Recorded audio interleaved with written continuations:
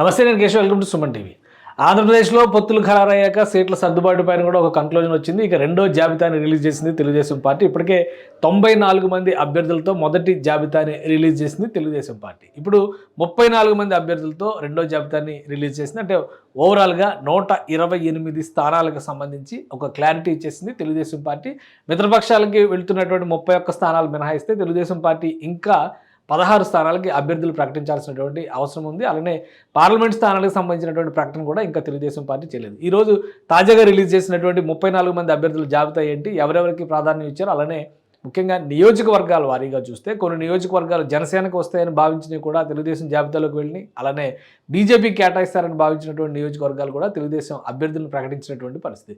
So ఏంటి నియోజకవర్గాలు, ఏ విధంగా ఉంది జాబితా, ఒకసారి పరిశీలించేటువంటి ప్రయత్నం చేద్దాం. ఇది ఓవరాల్గా లేటెస్ట్గా రిలీజ్ చేసినటువంటి రిపోర్టు, లేటెస్ట్గా రిలీజ్ చేసినటువంటి జాబితా. 3 పార్టీలు కూటమిగా మారినటువంటి క్రమంలో, 3 పార్టీలు కూటమిగా మారినటువంటి క్రమంలో ఇంతవరకు ఫస్ట్ లిస్ట్ రిలీజ్ చేసేటప్పటికి 2 పార్టీలే కూటమిలో ఉన్నటువంటి పరిస్థితి. ఇప్పుడు 3వ పార్టీ కూడా చేరినటువంటి నేపథ్యం, అలానే 3 పార్టీల అభ్యర్థులకు సంబంధించినటువంటి జాబితాగా చూస్తే కనుక ఇది మొదటి జాబితా అనుకోవాల్సి ఉంటుంది. ఓవరాల్గా తెలుగుదేశం పార్టీ రెండో జాబితా రిలీజ్ చేసినటువంటి పరిస్థితి.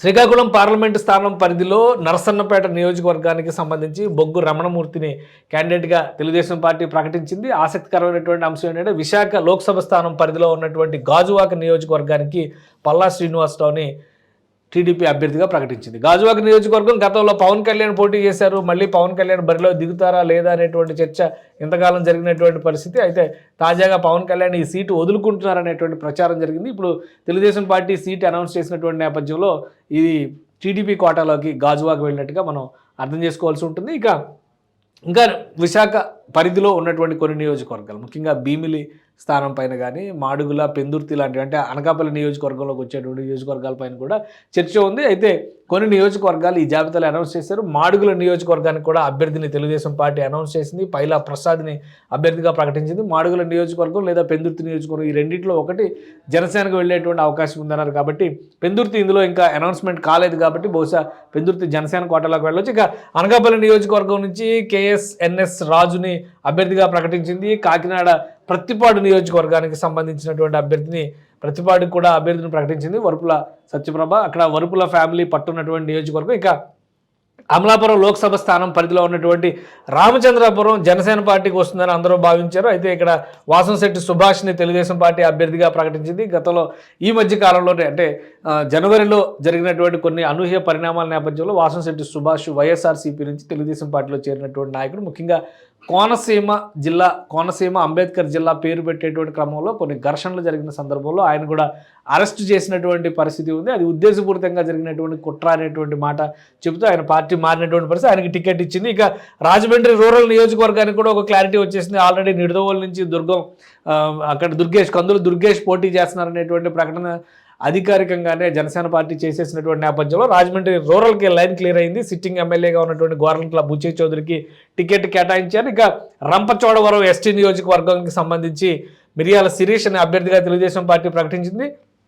కొవ్వూరు ఎస్సీ నియోజకవర్గం పశ్చిమ గోదావరి జిల్లా పరిధిలో వచ్చేది. రాజమండ్రి లోక్సభ స్థానం పరిధిలో ఉన్నటువంటి నియోజకవర్గానికి ముప్పిడి వెంకటేశ్వర అనే అభ్యర్థిగా ప్రకటించింది. ఏలూరు జిల్లా దెందులూరుకి సంబంధించి అభ్యర్థిగా చింతమనేని ప్రభాకర్. ఇప్పటివరకు ఆయన అభ్యర్థిత్వం పైన కొంత కాంట్రవర్సీ ఉన్నటువంటి పరిస్థితి ఉంది. ఇవ్వకపోవచ్చు టికెట్ అనే ప్రచారం జరిగింది. మరొకసారి సమీక్ష జరిపిన తర్వాత చింతమనేని అభ్యర్థిగా మొదటి జాబితాలో రావాల్సినటువంటి వ్యక్తి అయితే రెండో జాబితాలో ఆయన స్థానం సంపాదించారు. ఇక గోపాలపురం ఎస్సీ నియోజకవర్గానికి సంబంధించి మద్దిపాటి వెంకటరాజుని అభ్యర్థిగా ప్రకటించింది.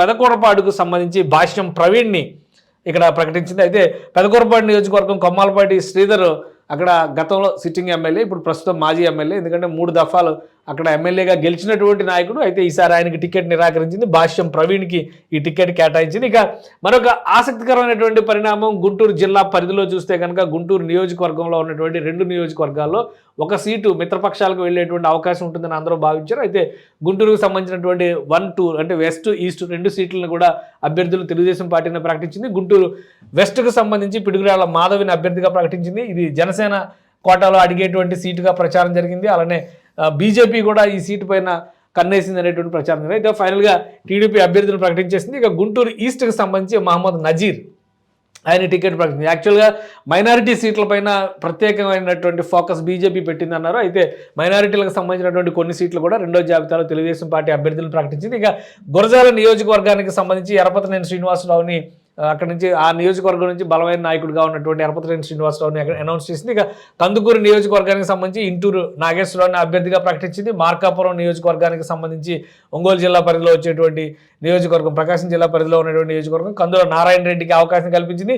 గిద్దలూరు పైన కూడా ఎక్కువగా చర్చ జరిగింది. జనసేన పార్టీ నుంచి కొంతమంది నాయకులు, ఆమంచి స్వాములు వంటి వాళ్ళు గిద్దలూరు టికెట్ అడుగుతున్నటువంటి పరిస్థితి ఉంది. ఇక్కడ అశోక్ రెడ్డిని తెలుగుదేశం పార్టీ అభ్యర్థిగా ప్రకటించింది. ఇక నెల్లూరు జిల్లా ఆత్మకూరు నుంచి అభ్యర్థిగా ఆనం రామనారాయణ రెడ్డిని అనౌన్స్ చేసింది. ఆయనకే సీట్ వస్తుంది అనేది ఆయన 2 రోజుల క్రితం కూడా అఫీషియల్గా అనౌన్స్ చేశారు. టికెట్ నాకే వస్తుంది అనేటువంటి మాట. ఇక కొవ్వూరు నుంచి వేమిరెడ్డి ప్రశాంతి రెడ్డిని అభ్యర్థిగా ప్రకటించింది. కొవ్వూరు నియోజకవర్గం కూడా చాలా ముఖ్యమైనటువంటి నియోజకవర్గం. వేమిరెడ్డి ఫ్యామిలీ నుంచి, వేమిరెడ్డి ప్రభాకర్ రెడ్డి ఫ్యామిలీ నుంచి ఈ డెసిషన్ జరిగింది. సో ఇక్కడ మంచి కాంపిటీషన్ ఉండేటువంటి అవకాశం ఉంది. ఇక తిరుపతి లోక్సభ స్థానం పరిధిలో చూస్తే కనుక వెంకటగిరి నియోజకవర్గానికి సంబంధించి కురుగొండ్ల లక్ష్మీప్రియని అభ్యర్థిగా ప్రకటించింది. కమలాపురం నుంచి పుత్తా చైతన్య రెడ్డిని అభ్యర్థిగా ప్రకటించింది. ఇక్కడ చాలా ఆసక్తికరమైనటువంటి చర్చ జరిగింది ఈ నియోజకవర్గం పైన కూడా. మరొకటి ప్రొద్దుటూరు నియోజకవర్గం వరదరాజుల రెడ్డికి టికెట్ అనౌన్స్ చేసింది. ఇక నందికొట్కూరు నియోజకవర్గానికి సంబంధించి గిత్తా జయసూర్యని తెలుగుదేశం పార్టీ అభ్యర్థిగా అనౌన్స్ చేసింది. ఇక మిగతా నియోజకవర్గాల్లో కూడా కొన్ని కాంట్రవర్షియల్ నియోజకవర్గాలు, ఎవరు ఊహించినటువంటి నియోజకవర్గాలు కూడా కొన్ని కనిపిస్తుంది. ఎందుకంటే బీజేపీ కోటాలోకి వెళ్తే అని భావించినటువంటి నియోజకవర్గాలు కూడా ఇక్కడ టీడీపీ టికెట్లు అనౌన్స్ చేసినటువంటి పరిస్థితి. కర్నూలు పరిధిలో చూస్తే ఎమ్మిగనూరుకు సంబంధించి జై నాగేశ్వర రెడ్డి, బివి మోహన్ రెడ్డి కుమారుడు లాస్ట్ టైం ఎలక్షన్స్లో ఆయన ఓటమి పాలయ్యారు. ఫస్ట్ లిస్ట్లోనే పేరు ఉంటుందని అందరూ భావించారు, కానీ ఆయనకి అప్పుడు అనౌన్స్మెంట్ కాలేదు. ఇప్పుడు ఫైనల్గా జై నాగేశ్వర రెడ్డికి టికెట్ ఇచ్చినటువంటి పరిస్థితి. ఇక మంత్రాలయం నుంచి రాఘవేంద్ర రెడ్డి అభ్యర్థిత్వాన్ని ఫైనల్ చేశారు. పుట్టపర్తి కూడా జనసేన పార్టీ అభ్యర్థులు కొంతమంది ఆశించినటువంటి పరిస్థితి ఉంది. పల్లె రఘునాథ్ రెడ్డి కోడలు సింధూరారెడ్డికి ఈ టికెట్ అనౌన్స్ చేశారు. ఇక కదిరి నియోజకవర్గం నుంచి టీడీపీ కందికొండ ప్రసాద్ ఫ్యామిలీకి సంబంధించినటువంటి కందికొండ యశోదాదేవికి టికెట్ ఇచ్చారు. కందికొండ ప్రసాద్కి సంబంధించి కొన్ని కేసులు నడుస్తున్నాయి. ఆయన కొన్ని ఇబ్బందుల్లో ఉన్నటువంటి నేపథ్యంలో టికెట్ ఆయనకి అనౌన్స్ చేయలేదు. ఇక మదనపల్లి నియోజకవర్గం బీజేపీ తన సీటుగా అనౌన్స్ చేసినటువంటి పరిస్థితి ఉంది. అయితే అధికారికంగా చెప్పకపోయినప్పటికీ కూడా ఆ టికెట్ చాలా సీరియస్గా బీజేపీ నాయకత్వం ఆశిస్తున్నట్టుగా ప్రచారం జరిగింది. కానీ షాజహాన్ బాషాని తెలుగుదేశం పార్టీ అభ్యర్థిగా అనౌన్స్ చేసింది. ఇక పొంగనూరు నియోజకవర్గానికి సంబంధించి చల్లా రామచంద్రారెడ్డిని అభ్యర్థిగా అనౌన్స్ చేశారు. చంద్రగిరి నియోజకవర్గానికి సంబంధించి పులవర్తి నానిని అభ్యర్థిగా అనౌన్స్ చేశారు. పులవర్తి వెంకట మణిప్రసాద్. అలానే శ్రీకాళహస్తి నియోజకవర్గం పైన కూడా బీజేపీ ఆశలు పెట్టుకున్నటువంటి పరిస్థితి ఉంది. ఫైనల్గా బొజ్జల గోపాలకృష్ణ కుమారుడు బొజ్జల సుధీర్ రెడ్డికి ఈ టికెట్ని అనౌన్స్ చేసింది తెలుగుదేశం పార్టీ. ఇక సత్తివేడు నుంచి సిట్టింగ్ ఎమ్మెల్యేగా వచ్చినటువంటి కోనేటి ఆదిమూలంకి టికెట్ ఖరారు చేసింది తెలుగుదేశం పార్టీ. పోతలపట్టు నుంచి డాక్టర్ కలికిరి మురళీమోహన్కి టికెట్ అనౌన్స్ చేసింది. ఇది ఓవరాల్గా మొత్తం 34 నియోజకవర్గాలకు సంబంధించినటువంటి అభ్యర్థుల్ని తెలుగుదేశం పార్టీ రెండో జాబితాలో అనౌన్స్ చేసింది. ఇక ఈ జాబితాలో ఉన్నటువంటి ప్రత్యేకతలు కూడా తెలుగుదేశం పార్టీ నాయకత్వమే ఇక్కడ స్పెషల్గా ఇచ్చినటువంటి పరిస్థితి. ఇక్కడ ఈ ఎనాలిసిస్ని ఒకసారి కూడా మనం పరిశీలించేటువంటి ప్రయత్నం చేద్దాం. 25 నుంచి 35 సంవత్సరాల లోపు వయసు ఉన్నటువంటి యువకులు ఈ జాబితాలో 2 ఉన్నారు. అలానే 36 నుంచి 45 సంవత్సరాల్లో 8 మంది, 46 నుంచి 60 సంవత్సరాలకు సంబంధించి 19 మందిని కేటాయించారు. ఇక 61 నుంచి 75 సంవత్సరాల వయసు ఉన్న వాళ్ళు ఈ 3 ఉన్నారు.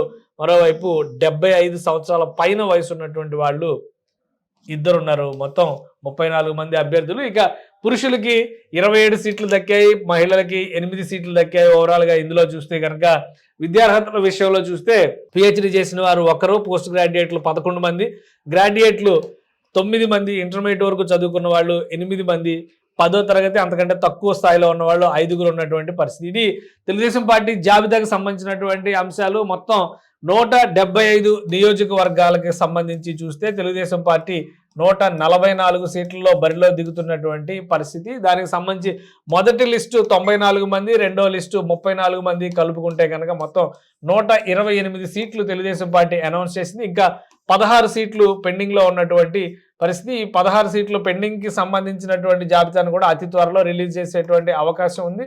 అలానే తెలుగుదేశం పార్టీతో ప్రధానంగా మొదటి మిత్రపక్షంగా జాయిన్ అయినటువంటి జనసేన పార్టీ ఇప్పటికే 6 సీట్లకు సంబంధించి అభ్యర్థులను ప్రకటించింది. ఇంకా 15 సీట్లకి జనసేన పార్టీ అభ్యర్థుల్ని ఈరోజు ప్రకటించేటువంటి అవకాశం ఉంది. మొత్తం 21 స్థానాల్లో జనసేన బరిలో దిగుతుంది.